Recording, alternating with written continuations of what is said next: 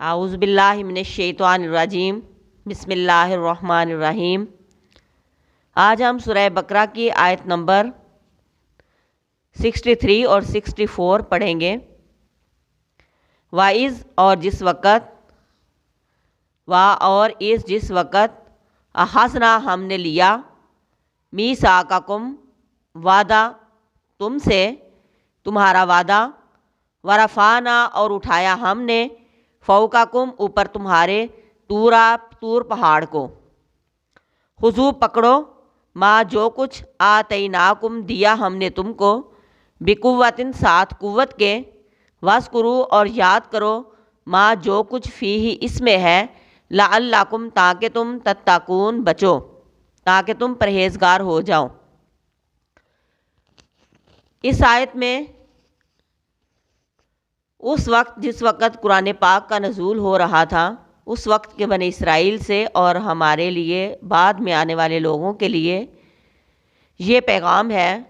اس وقت کے بنی اسرائیل کو یہ بتایا جا رہا ہے کہ تمہارے آباء و اجداد سے جو ہم نے وعدہ لیا کہ تورات پر عمل کرنے کا وعدہ، جب بنی اسرائیل کے لوگوں نے تورات پر عمل چھوڑ دیا، تورات کو پس پشت ڈال دیا، تو اللہ رب کائنات نے ان کے اوپر طور پہاڑ کو معلق کر دیا، زمین سے اکھاڑنے کے بعد ان کے اوپر لٹکا دیا کہ تورات کے احکامات پر عمل کرو۔ مضبوطی سے پکڑنے سے مراد، قوت کے ساتھ پکڑنے سے مراد اس پر عمل کرنا ہے، یعنی تورات کو پکڑو اور اس کے احکامات کو یاد کرو، بار بار اس کا ذکر کرو اور اس کو یاد دہانی کرو اور اس پر عمل کرو، اور قوت سے زور سے پکڑو، یعنی عمل کرنے کی نیت سے تورات کو پکڑو۔ اور جب ہم نے تمہارا عہد لیا اور ہم نے تمہارے اوپر طور پہاڑ کو معلق کیا، ہم نے کہا کہ جو کچھ اس کتاب میں ہے اس کو مضبوطی سے پکڑو، اس کے احکامات کو عمل کرنے کی نیت سے پکڑو، اور وَاذْكُرُوا مَا فِيهِ اور یاد کرو جو اس کے اندر احکامات موجود ہیں۔ اور اس ساری چیزوں کے پڑھنے کا مقصد کیا ہونا چاہیے؟ لَعَلَّكُمْ تَتَّقُونَ، تاکہ تم متقی بن جاؤ، تمہارے اندر تبدیلی آئے، تمہارے اندر یعنی تقوی پیدا ہو۔ بنی اسرائیل کے لوگوں نے تورات سے روگردانی کی، اپنی خواہشات اور نفس پرستی میں لگ گئے۔ اللہ رب کائنات نے ان کے اوپر طور پہاڑ کو معلق کیا اور کہا کہ جو کچھ اس کے اندر ہے اس کو مضبوطی سے پکڑو، اس کے احکامات پر عمل کرو، اور اس کے اندر جو بھی لکھا ہے اس کو بار بار ذکر کرو، دہراؤ، اس کو یاد کرو، ایسا کرو کہ تم متقی بن جاؤ۔ مقصد اس چیز کا یہ ہے کہ اس پر عمل کرو، اور دین میں جبر نہیں، لیکن لا الہ الا اللہ محمد رسول اللہ پڑھنے کے بعد ہم کسی معاملے میں کسی پہ سختی بھی کر سکتے ہیں، استاد اپنے شاگردوں پہ کر سکتا ہے، والدین اپنی اولاد پہ کر سکتے ہیں، کیونکہ ایسی نادانی کی عمر میں ان کو نہیں پتہ ہوتا، لیکن جب وہ سمجھداری کی عمر کو پہنچ جائیں تو پھر اپنی مرضی سے جو کریں، اپنے لیے بہتر سوچیں یا برا سوچیں۔ لیکن والدین چھوٹے بچوں کو نماز جو ہے پڑھا سکتے ہیں، سختی کر کے بھی، ان کو مار کے بھی اور ان کو ڈانٹ کے بھی۔ اب بنی اسرائیل کے کچھ لوگ جو تھے وہ زبان کی بات سمجھتے تھے، اللہ رب کائنات کے احکامات اترتے اور ان کو سمجھ آ جاتی، لیکن کچھ لوگ ایسے ہوتے ہیں کہ جو مار کی زبان سمجھتے ہیں، جو ڈانٹ کی زبان سمجھتے ہیں۔ یہ بنی اسرائیل کے ایسے لوگ تھے کہ یہ بات سمجھتے نہیں تھے جب تک کہ ان کو ڈرایا دھمکایا نہ جائے اور ان کو سختی کے ساتھ تورات پر عمل کرنے کے متعلق کہا نہ جائے۔ تو اللہ نے ان کے اوپر سختی بھی کی، ان کو تورات میں احکامات پر بھی کہا، تورات میں اللہ تعالی رب کائنات نے ان پر تعلیمات بھی اتاری، اور اگر سختی کی ضرورت پیش آئی تو اللہ رب کائنات نے ان کے اوپر سختی بھی کی، طور پہاڑ کو زمین سے اکھاڑ کے ان کے اوپر معلق کیا اور کہا کہ اس کے احکامات پر عمل پیرا ہو اور ان کے احکامات کو یاد کرو، مسلسل پڑھو، اور ان احکامات کو پڑھنے کا مقصد کیا ہو کہ تم متقی بن جاؤ، تمہارے اندر تقوی ہو۔ ہمارے لیے کیا سبق ہے؟ ہم اپنے کتاب قرآن پاک کو کیا کریں؟ تاکیوں میں سجا دیں؟ نہیں، تاکیوں میں سجانے کے لیے قرآن نہیں ہے، سجانا بھی ٹھیک ہے، اس کا حق ہے، اس کو عزت و احترام سے رکھنا۔ لیکن کتاب قرآن پاک ہمارے اوپر کیوں اتری ہے؟ یہ رشد و ہدایت کا سرچشمہ ہے، اس کی ایک ایک لفظ کے اوپر عمل کرنا ہمارا حق ہے۔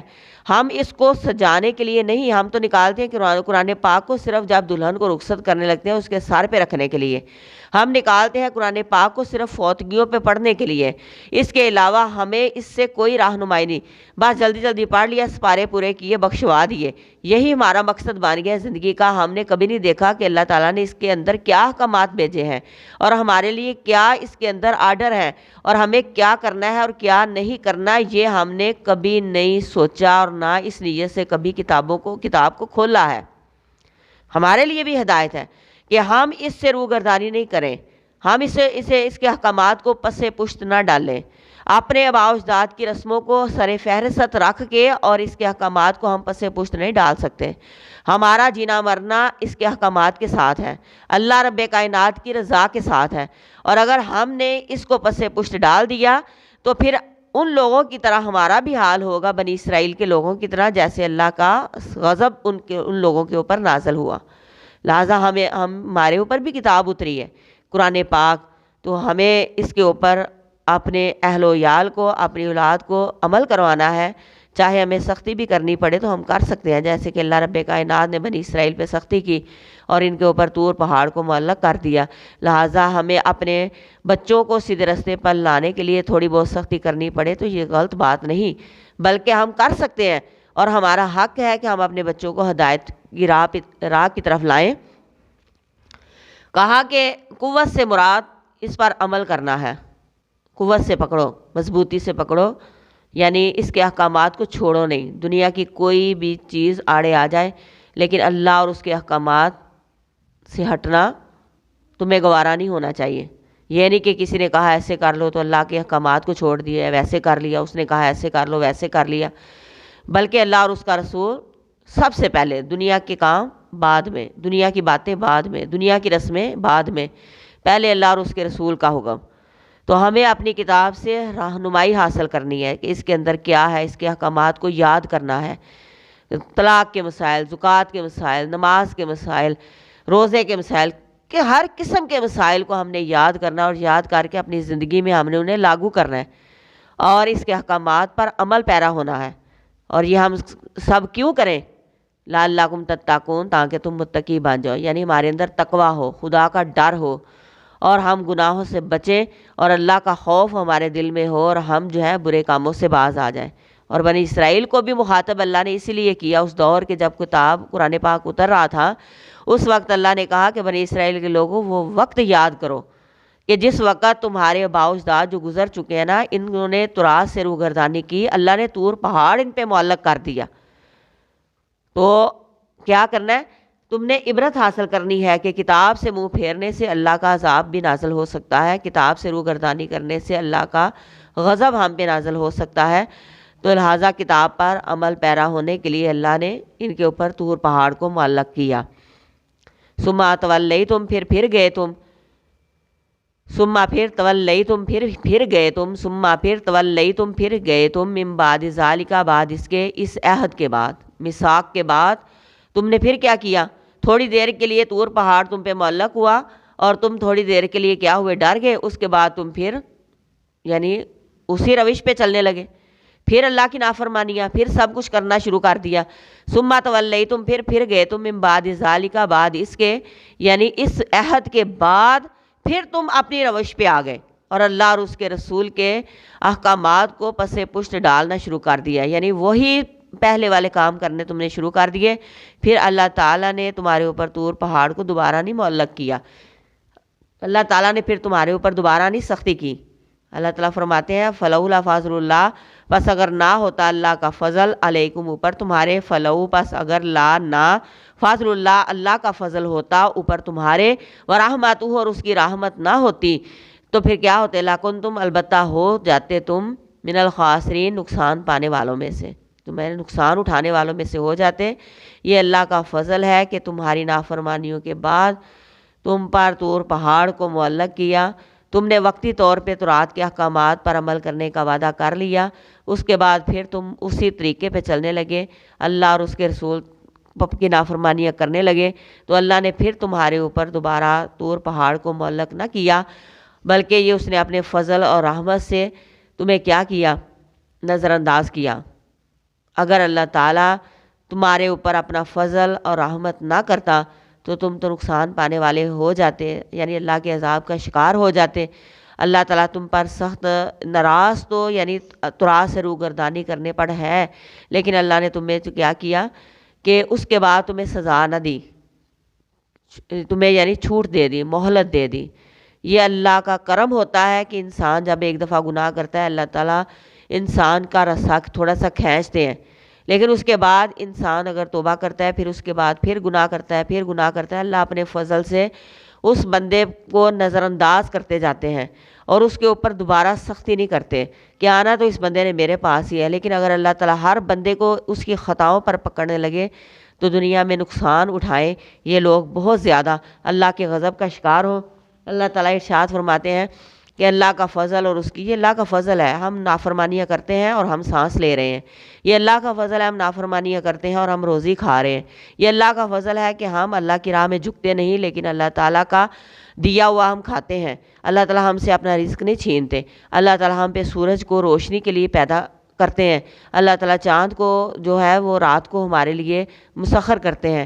سورج کو اللہ نے پیدا کیا، ہر چیز ہم اس کی نعمتیں ہم استعمال کرتے ہیں، لیکن ہم عمل کوئی نہیں کرتے۔ یہ اللہ کا فضل ہے ہمارے اوپر، یہ ہمارے اپنے اعمال کا کوئی کرشمہ نہیں۔ ہم اگر اللہ تعالیٰ کی نافرمانی کرتے ہیں تو ہم اس کی نعمتیں مسلسل حاصل کر رہے ہیں۔ کس وجہ سے حاصل کریں؟ کہ اس کا فضل ہے ہمارے اوپر، اس کی رحمت ہے۔ ہمارے عمل اس قابل نہیں ہے کہ ہم روٹی کا ایک لقمہ بھی اپنے منہ میں ڈال سکیں، اور اللہ کی یہ سب کچھ کیا ہے، ہم سانس کیوں لے رہے ہیں؟ اللہ کی رحمت ہے، اس کا فضل ہے۔ ہم کیونکہ ہمارے عمل اس قابل نہیں ہے، بس اگر اللہ کا فضل ان کے اوپر نہ ہوتا اور اس کی رحمتیں ہم پر نہ ہوتی تو جیسے ہمارے اعمال ہیں ہم تو دنیا میں نقصان پانے والے ہو جاتے۔ لَكُنْتُم مِّنَ الْخَاسِرِينَ، البتہ ہو جاتے تم نقصان پانے والے۔ اگر انسان اپنے اعمال کی وجہ سے اللہ سے نعمتیں حاصل کرنے لگے تو اس کو ایک نعمت بھی نہ ملے، وہ نقصان ہی اٹھائے، کیونکہ ہمارا کوئی عمل ریاکاری سے خالی نہیں ہوتا۔ ہمارا کوئی عمل بھی ہے وہ اللہ کے لیے خالص نہیں ہوتا، نیت خالص نہیں ہوتی۔ شیطان ایسے جیسے خون میں سرایت کرتا ہے ایسے دوڑتا ہے شیطان، خیالات، نماز پڑھنے لگو تو مختلف قسم کے خیالات گردش کرتے ہیں۔ تو لہٰذا کوئی عمل جو ہے وہ شیطانی وسوسات سے خالی نہیں ہوتا، لیکن اللہ تعالیٰ ہم پہ مسلسل مہربان ہے، مسلسل رحمت کرتا ہے۔ اللہ تعالیٰ فرماتے ہیں اگر میرا فضل اور رحمت تم پر نہ ہو تو تم تو دنیا میں نقصان اٹھانے والے بن جاؤ۔